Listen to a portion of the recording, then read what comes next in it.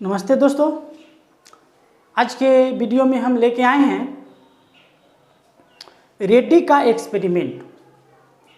इससे पहले हम लोग स्वतः जनन के बारे में चर्चा किए थे और जैसा कि स्वतः जनन में जो वाद विवाद जो तर्क जो आया था, कुछ विद्वानों का कहना था कि जीव जो है ये एक गॉड का देन है। कुछ लोगों ने इसे क्रम विकास के दृष्टिकोण से इसे देखा।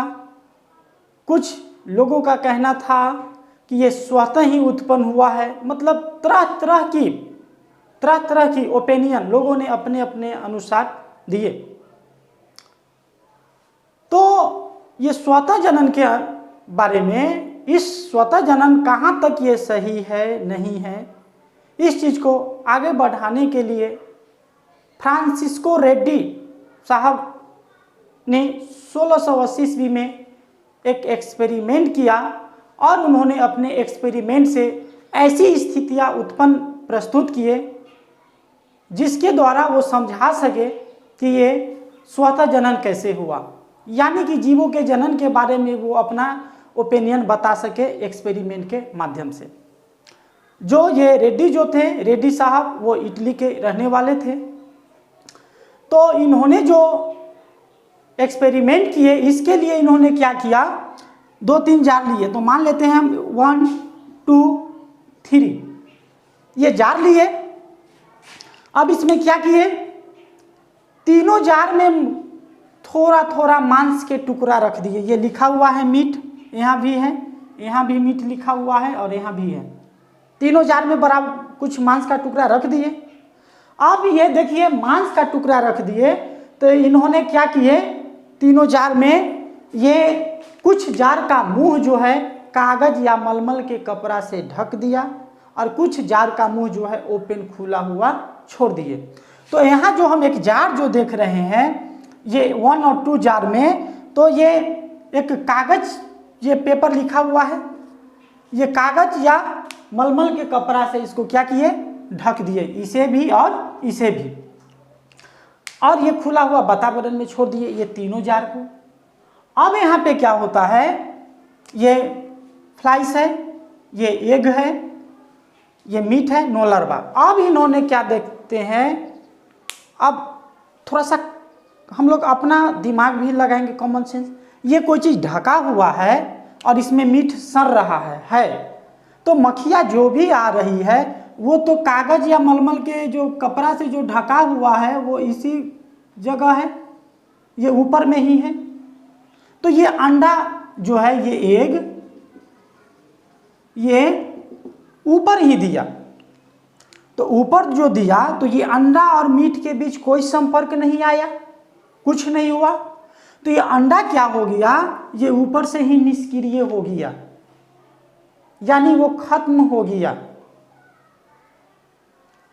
तो जो कंडीशन ये जार में उत्पन्न हुआ, यही कंडीशन इस जार में भी उत्पन्न हुआ, यानी मक्खी के एग और ये जार में जो रखा हुआ जो था मीट, उसके बीच कोई संपर्क नहीं।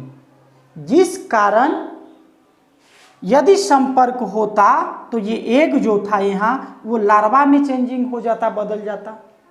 लेकिन संपर्क नहीं होने के कारण ये एग जो है, मतलब यहाँ मीट के ऊपर कोई लार्वा नहीं आया, यानी अंडा जो है ऊपर के ऊपर ही निष्क्रिय हो गया, खत्म हो गया। इसके बाद उन्होंने 3rd जार में देखते हैं तो ये अनकवर्ड जार है, मतलब इसके ऊपर न कोई कागज है और न ही कोई मलमल का कपड़ा है और न ही कोई बर्तन से ये ढका हुआ है। तो इसमें क्या हो गया, ये इसके आसपास जो मक्खी जो घूम रहा था, बौआ रहा था, ये मक्खी ऊपर एक है, देख रहे हैं, ये मक्खी या इसके और सहयोगी जो थे, मक्खी जब भी है तो ये सिंगल नहीं है, ये सब चीज़ जो अपने समूह में चलते हैं, किसी भी जीव जो है वो समूह में ही रहते हैं, चलते हैं। ये मक्खी के कुछ समूह जो है, जाति जो है, ये मांस तक आसानी से आ गया, जो जार में ये मीट रखा हुआ है यहाँ पे, और यहाँ पे इन्होंने अपना एग दिया, अंडा दिया। अब ये अंडा जो दिया तो अंडा जो है एक अनुकूल स्थिति इस पे उत्पन्न हुआ, क्यों क्योंकि इसको एक सपोर्ट, एक सहारा ये मीट मिल रहा था, जो ये मीट है ना, और ये सब जो है ये एग है। तो ये क्या होता है, ये एग जो है ये लार्वा में चेंजिंग हो गया, मतलब अनुकूल कंडीशन के लिए कुछ न कुछ जीवों को चाहिए। तो ये लार्वा में चेंजिंग हो गया, ये मीट पे जो मीट सड़ रहा था, और ये लार्वा से एक नई मक्खी का निर्माण हुआ। जब ये मैच्योर हुआ, परिपक्व हुआ, तो इसे एक नई जाति, एक नई मक्खी का उदय हुआ, उत्पन्न हुआ। तो रेड्डी साहब का जो ये एक्सपेरिमेंट आया, तो इससे ये क्लियर हो गया कि जीवों का जो जन्म होता है वो पृथ्वी पर पहले से मौजूद अजीवी पदार्थों से एक जीव का निर्माण होता है। इन्होंने अपने एक्सपेरिमेंट से ये रहस्य को खत्म किए कि ये अपरूपी आया है या स्वयं हुआ नहीं।